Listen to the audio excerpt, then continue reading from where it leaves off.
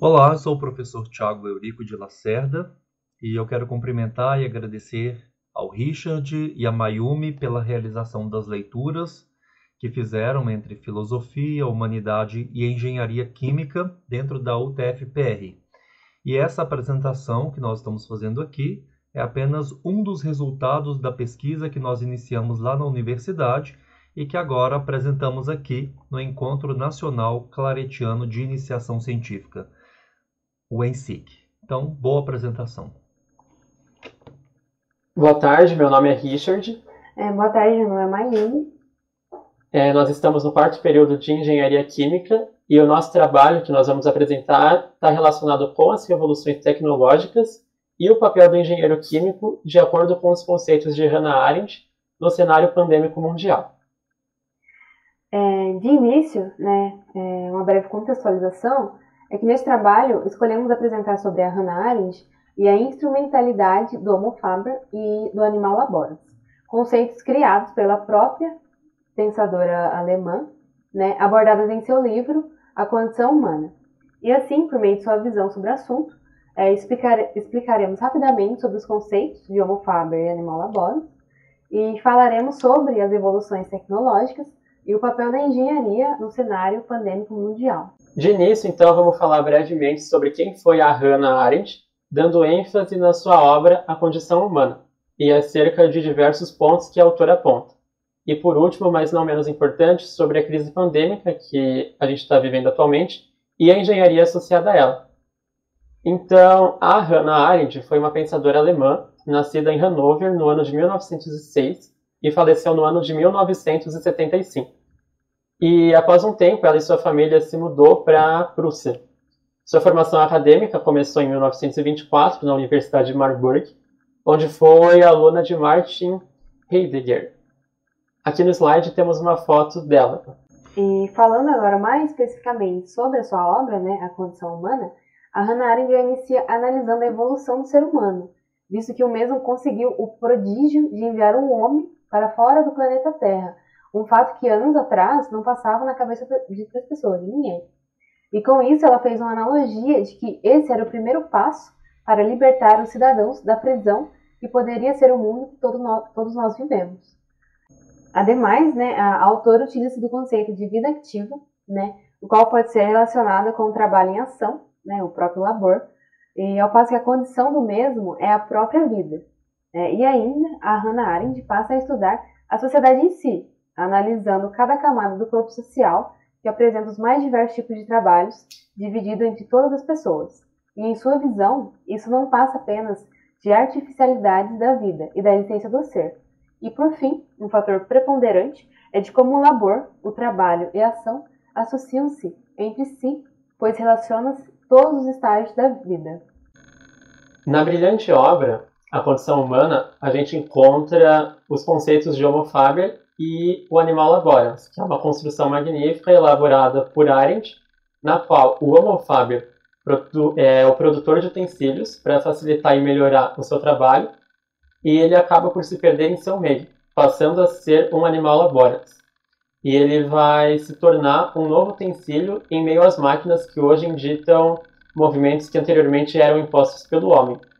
Essa vitória do animal laborans se deu com uma dúvida criada no homem, no qual essa dúvida é a incerteza de um mundo eterno que criou pressupostos para a sua fortificação, fazendo com que o Homo Faber perdesse a fé e, dessa forma, o processo vital, ou seja, o labor tornou-se o possivelmente eterno da espécie humana. E graves são as consequências dessa vitória, já que o pensar e o produzir ficam cada vez mais distantes do homem. E, como diz a própria autora, nenhuma outra capacidade humana é tão vulnerável. Isso é facilmente visto atualmente nas organizações, no qual o humano é apenas mais um instrumento de trabalho, que a gente enxerga muito hoje no nosso cotidiano. E com esse contexto, o engenheiro químico, por contribuir com criações e facilidades para a vida cotidiana, ele deve lutar para nunca se tornar um animal laborans. Falando um pouco sobre a evolução tecnológica, a gente sabe, mas para quem não está tão familiarizado, Um dos maiores passos da sociedade ocorreu na Europa entre o século XVIII e XIX, com a Revolução Industrial, e que acabou impactando o mundo inteiro gradativamente. Aos poucos, mudanças que hoje são significativas foram ocorrendo. E o marco dessa revolução foi a substituição do trabalho artesanal pelo assalariado e com o uso de máquinas. Na época, já era possível inserir os conceitos de Homo faber e Animal Laborans no cenário, pois o Homo faber criava as máquinas e utensílios que eram utilizados, e boa parte da população era o Animal Laborans, apenas servindo como próprios objetos.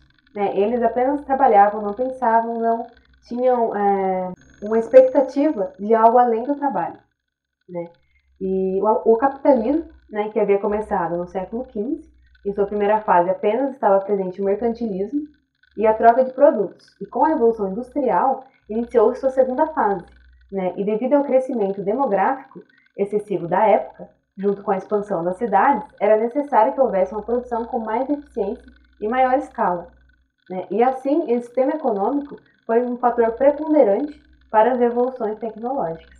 Eu vou falar um pouco da evolução das engenharias, mais especificamente da engenharia química.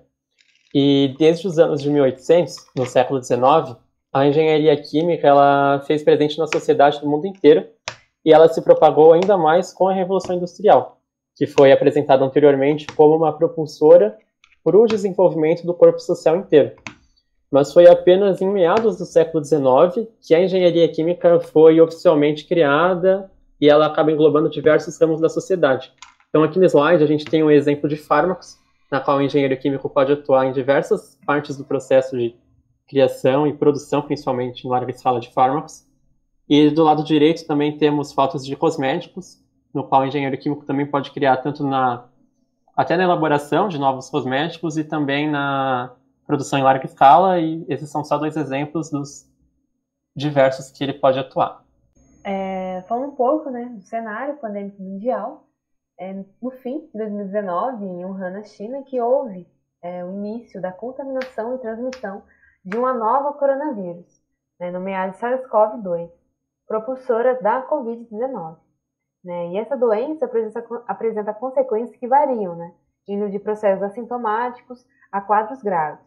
E de acordo com a Organização Mundial da Saúde, a maioria, por volta de 80% dos pacientes com Covid, podem ser assintomáticos ou oligoassintomáticos, apresentarem poucos sintomas. E aproximadamente os 20% dos casos detectados requer atendimento hospitalar por apresentarem dificuldade respiratória, dos quais aproximadamente 5% podem necessitar de suporte ventilatório. E a fácil contaminação é um problema que acarreta na suma importância do uso de máscara e hábitos de higiene, como o uso de álcool em gel, limpeza de compras, higienização de roupas e sapatos utilizados fora de casa e entre outros. Agora, falando especificamente do papel do engenheiro químico no cenário de 2021, esse profissional pode ser visto como um profissional essencial no cenário que estamos vivendo, pelo fato dele ser responsável na investigação do vírus, na fabricação de produtos para prevenção e cuidado dos infectados, outros não infectados também, como na produção de álcool em gel, produtos de limpeza e outros. E, além disso, ele pode atuar também na parte do controle de qualidade, porque, infelizmente, a gente não pode deixar que ocorram muitas falhas nas produções, já que a gente está em um momento de urgência. Ele também pode atuar na fabricação de respiradores, que muitos afetados pelo vírus necessitam para conseguir respirar de uma forma melhor. Dentre esses fatores todos que eu comentei, e muitos outros que existem, esse profissional ele pode ser visto como Homo faber. E, de acordo com a visão de Hannah Arendt, ele não pode deixar de acreditar no melhor e desistir de tudo, pois, como a gente viu, ele pode se tornar um animal laborans. E, fazendo uma breve consideração final, fica evidente que o engenheiro é o próprio Homo faber, na sua mais profunda instrumentalidade, pelo fato de estar sempre criando e desenvolvendo métodos que facilitarão a vida de todos. E visto que o mesmo, o engenheiro químico, ele não se deixa levar por suas criações, e não tornando-se elas mesmas, o que acarretaria na mudança para o animal laborans, e o que deve continuar para que evoluções continuem ocorrendo, e em conjunto com os profissionais, pode ser possível minorar as crises que estão ocorrendo, né, nesse cenário pandêmico mundial. Muito obrigado pela atenção de todos, espero que tenham compreendido sobre o assunto e até a próxima. Obrigado pela atenção de todos e até a próxima. Obrigado, pessoal. Até a próxima.